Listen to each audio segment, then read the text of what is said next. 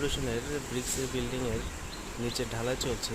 সম্পূর্ণ গাতের নিচে আপনার রড দিয়ে ঢালাই 6 ইঞ্চি, মিডিলে আছে আপনার 30 ইঞ্চি ঢালাই এবং সাইডে 25 ইঞ্চি ঢালাই। মাঝখানে ঢালাইগুলোতে রড আছে 10 মিলি রড, আর সাইডে যে 25 ইঞ্চি ঢালাই এগুলোতে আছে আপনার 4টে 10 মিলি রড। এর উপরে আপনার পর্যায়ক্রমে 25 2 লেয়ার, তারপরে 20 2 লেয়ার, 15 2 লেয়ার, এরপরে 10 দিয়ে দোতলা বিল্ডিংয়ের ফাউন্ডেশনের ব্রিক্সের কাজ চলছে। ধন্যবাদ সবাই, আসসালামু আলাইকুম।